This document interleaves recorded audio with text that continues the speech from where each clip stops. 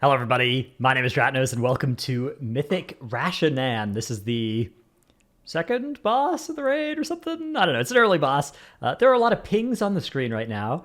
That's because during this testing, pings were bugged and they didn't go away. And so we put down a bunch of pings and it's all over the place. So sorry about that. So one thing you'll notice between heroic and mythic is there's three of those instead of two of those green lines. And so what you need to do is you need to spread to create a triangle. You can see which direction they're going, and you just need to make sure you've got a nice triangle where the raid can be safe from getting hit by those. If you get hit by the initial hit, it's a stun. That's always going to happen to the three targets, but hopefully it doesn't need to hit anybody else. The rest of this fight, we've got some ramping nature damage that the boss will shoot out up to 5 stacks and everybody. You can see not a huge deal, the amount of raid damage, but you have ads on Mythic as well, these infested spawns that people will get a green circle and ads will spawn on those players and they'll like fixate, or it's not fixate, but they'll like jump on their threat targets. AoE taunt will make them all, for instance, target a tank, so getting threat on them is nice. Trying to spawn them sort of close together is nice, but you can't stack them too tightly because the green circle does damage when it explodes, so you kind of want to get all 5 of the green circles close without being fully stacked. And then you want to maybe mass grip the ads, Ursula's Vortex, Sigil of Chains, into stuns or something, and just kill them all off as quickly as possible. So then the boss, just like on the other difficulties, flies over, and just like in the earlier testing, flies over here and does some swirlies at you while it flies. Now, unlike the earlier testing, it doesn't just stand there and spam cast at you. It'll kind of go through a bit of a cast sequence, and you can kick the first time it starts casting Acid Eruption, or you can let that through.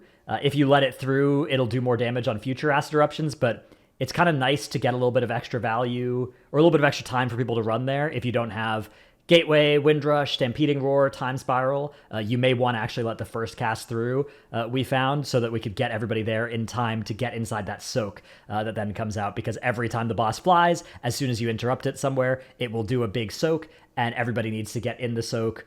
Or if only half the people get in, it's like, okay. You kind of need like 15-ish to avoid it, because it splits the damage and it also grips based on how few people were in. So if you only have a few people in, it'll grip really hard and yoink you off the edge. You do need at least 4 people to soak it on Mythic. If fewer than 4 people soak it, if you try to solo it with like a Blood DK with a bunch of defensives and Death's Advance, if you have fewer than 4 people soak it, it'll apply its effects to the entire raid, regardless of where they stand, so you don't want that. And then other than that, we just have those swirly sprays shooting out of the boss. That's also kind of new. Those will web you. You saw it happen to me. You get stunned until you get broken out of your webbing. The webbing doesn't have an awful amount of health, so it's actually not the end of the world if a couple people get webbed here or there. And this boss doesn't really ramp up in intensity over time. There's not really anything that changes about it.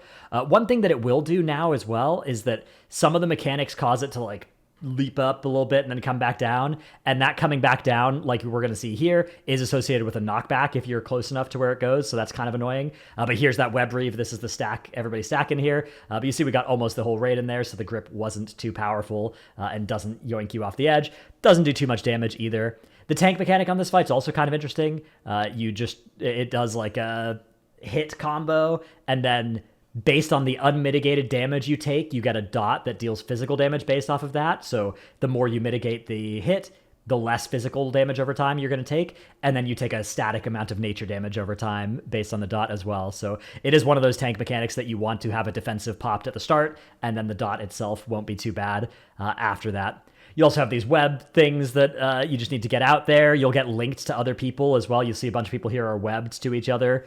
Those didn't seem to do all that much. They kind of broke on their own, or you could run away and break them. They're supposed to do some damage to you when they break as well. We didn't really notice it. It didn't seem like a substantial amount of damage, so it's maybe a mechanic that could be pruned because it doesn't really do too much.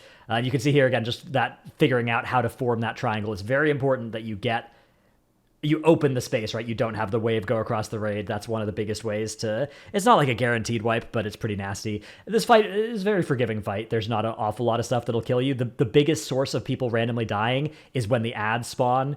If you get a bunch of ads attacking you, they leave behind a nasty dot as well. That can cause deaths for sure. So that was a lot of our deaths here. Here's a spot as well. You can see we're trying to get over as fast as we can, and we interrupt the first cast, which means now, like, if you look at I guess you can't see on the minimap because the minimap is all pings, but you can see we try and get everybody here, but not quite able to. I guess we did get almost everybody there. So yeah, we were able to do it in time, get everybody into the soak.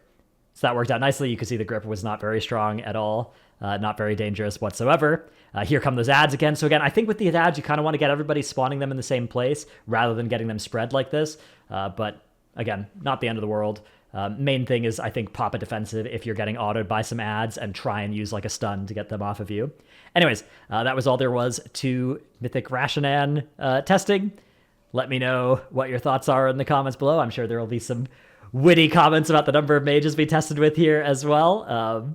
Mage definitely arcane, even post nerf, still looking pretty good on this week's beta build. I wouldn't read too much into our raid testing comps ever, though. People just test on whatever they want to every given week, so that often will be whatever's OP in a given week's beta build. We don't force people to play certain specs or certain things for our testing. And if you don't see a certain spec here, like, oh, nobody's playing Hunter, is Hunter bad? It's like, well, our Hunter just didn't make it to testing today, right? Our DH, our Havoc DH just didn't make it to testing today. I wanted to play Vengeance for testing, actually, but I couldn't create a character when I tried, so... yeah, I would say don't read too much into that. And the damage meters on this fight as well, it's a lot of pad. A lot of this is damage to those ads when they spawn too. So it's also a bit of a misleading fight for that as well. Anyways, hope you've enjoyed this video. Thanks for watching. See you in the next one. Bye.